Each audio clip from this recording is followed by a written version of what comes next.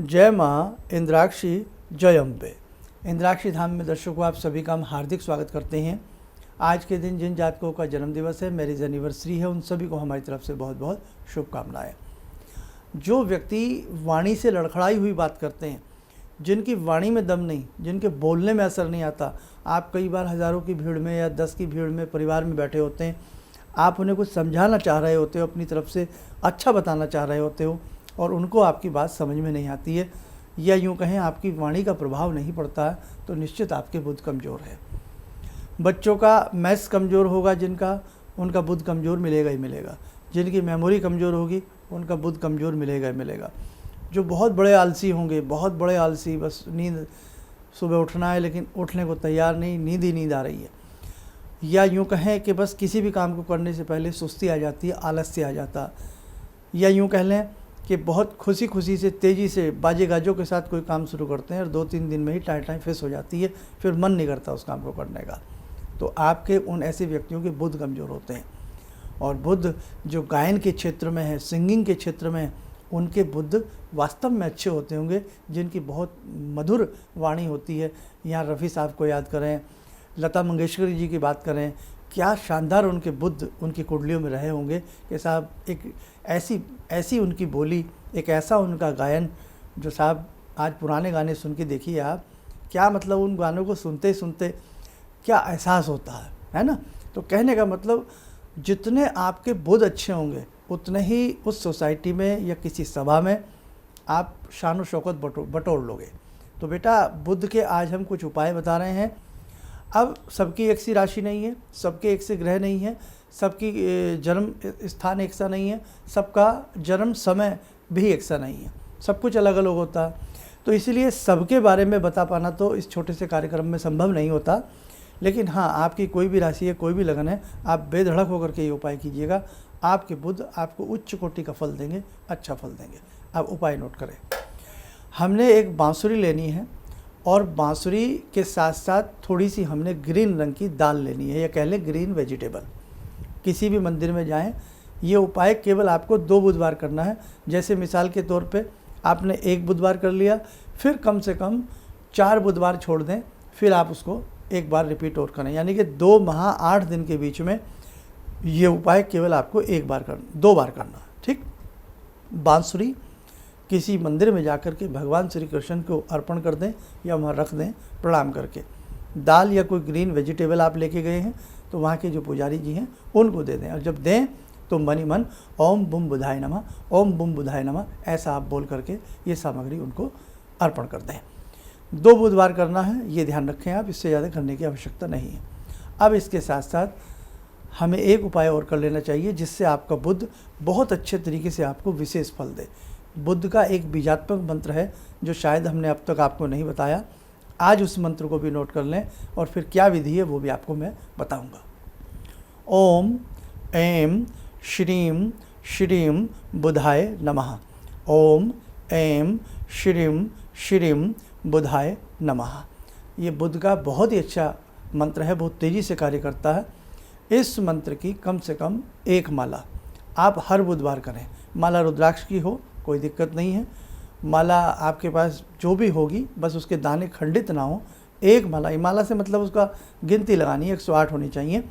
तो आप कम से कम, अब देखो 2 माह 8 दिन का सफ़र है, उस हिसाब से देखे जाएँ कितने बुधवार आएंगे। आपको हर बुधवार ये उपाय करने की ज़रूरत नहीं है, केवल आप 4 या 5 बुधवार ही कर लें। प्रत्येक बुधवार सुबह नहा धो करके अपनी दैनिक पूजन के साथ ही 1 माला, जो अभी आपको मंत्र बताया गया है, बुध ग्रह का ध्यान करते हुए आप कर लें। और इन 2 महीनों के बीच में आप घर में हरे पौधे ज़रूर लगाएं। कोई भी हरे रंग का पौधा हो, पुष्प का हो, कोई लता हो, बेल हो, तो कुछ ना कुछ आप ज़रूर लगाएं। और इसी के साथ साथ ख़ास तौर से बुधवार के दिन बाजरा रात्रि में भिगो दें, मंगलवार की रात्रि में, और सुबह सुबह वो भीगा हुआ बाजरा आप पक्षियों को डालें। ऐसा तो आप जीवन भर भी कर सकते हैं। इन उपायों में ये उपाय नहीं है तो बेटा एक तरह से सेवा है पक्षियों की। तो आप कभी भी इस प्रकार से उपायों से ना डरा करें। कई बार बहुत लोग कहते हैं मेरा ग्रह तो स्ट्रॉन्ग है, उपाय करूँगा तो ऐसा हो जाएगा, बड़े शिक्षा देने वाले लोग उत्पन्न हो जाते हैं।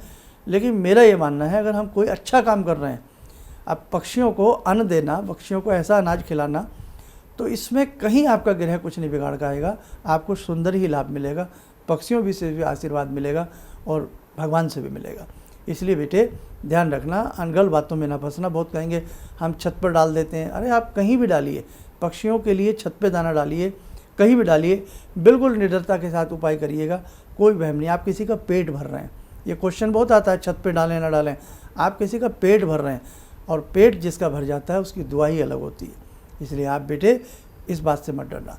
तो आपको ऐसा कम से कम 6 बुधवार करना है, कम से कम 3 मुट्ठी या 6 मुट्ठी बाजरा लेना है, और बाकी अधिकतम पक्षी ज़्यादा हो तो आपकी इच्छा है कितना भी आप डाल दीजिएगा, और बहुत अच्छा आपको इसका असर मिलेगा।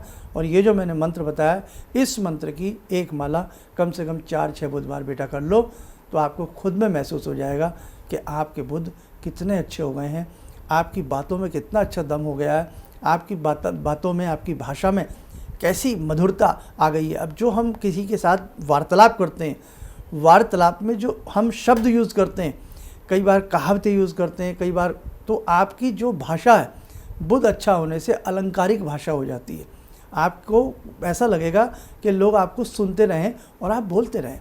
तो इसलिए बेटे वाणी का प्रभाव बहुत बड़ा होता है। आप कितने भी बड़े रईस क्यों ना हो, कितने भी बड़े रईस ज़्यादा क्यों ना हो, लेकिन आपकी भाषा अच्छी ना हो तो ऐसी रईसी किस काम की। आप कितने भी जर्जर क्यों ना हो, आप कितने भी गरीब क्यों ना हो, लेकिन आपकी वाणी अच्छी हो ना, तो आप दुनिया को जीत सकते हो। ये बात ध्यान रखना।